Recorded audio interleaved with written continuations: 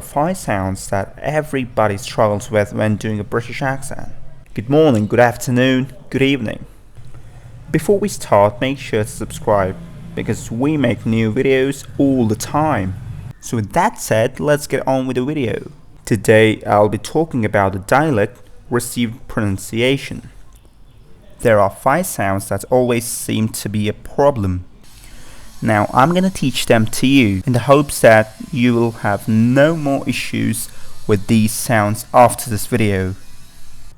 All of these sounds involve an R. Yes, that annoying little letter in the received pronunciation. We don't really say it, okay?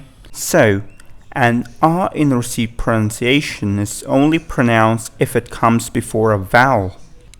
So things like road or read or red, we pronounce those R's. But if it doesn't come before a vowel, it gets a bit tricky. So I want to talk to you about 5 sounds where the R is at the end of the word, because these are always a problem for people. Okay, let's focus on the first sound. The first sound I want to talk to you about is this one. See if you can do it before I say anything. What do you think? How do we say that? Now, if you said nurse, you would be correct in lots of areas of the USA. So in somewhere like California, they would say nurse with that R sound. That's quite easy to say. However, in received pronunciation, we don't say that. Okay, so this is what I like to call the thinking sound, because it's the kind of sound you would make if you go to a cafe and the person says, "Do you want coffee or tea?" You might make this sound, tea. Okay, that thinking sound is what's going on here. So I want you to take the N and put it in front of the thinking sound. So we're going to go N. N, and then just put the S sound at the end. Nurse, nurse. Okay, can you hear? There is no R involved. It's just an That's it. So your lips should be relaxed. Your tongue is pretty relaxed. The tip of it is just there, just resting on the back of your bottom teeth. It's just lightly touching it. It's not pressing against the bottom teeth. Sound number 2. Now this one is so confusing because of the spelling. This word is a bit confusing because it can be spelled in different ways. So we've got O. So we can think of the word O, or maybe something like door, but also saw and war and before. So this one involves thinking forward. So your lips, they don't make an O. It's not a tight O like goose. It's O. So we have an animal's hair, fur and fall. Okay, moving on to sound number 3. This is what I like to call the choir sound, because it sounds like a choir. How do we pronounce this sound? We just say ah. Okay, the jaw goes down.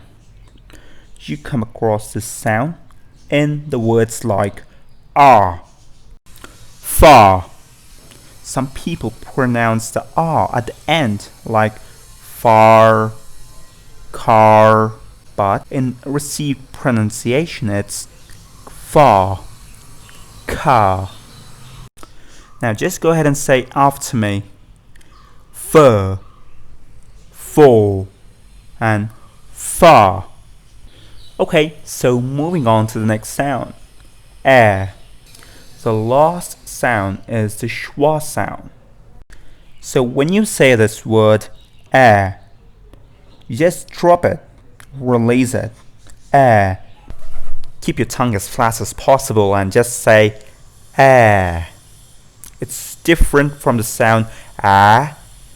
This is air. Now let's compare the 4 sounds we have. fur, full, far, fair, fair, fair. Okay, so let's try it again. We've got fur, full, far, and fair. Okay, we've got one more sound to do. Let's do it. This one is ear. Okay, so think of the words like hair, or bear, or weir. So that last one, air, starts on the sound eh, like bed.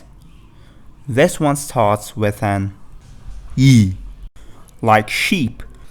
So I want you to get into that e shape, into that smile e, and then release it. Do that same release into a schwa. So we go here, here, here. Let's put them side and side and say if you can hear the difference. Okay, so just see if you can hear it.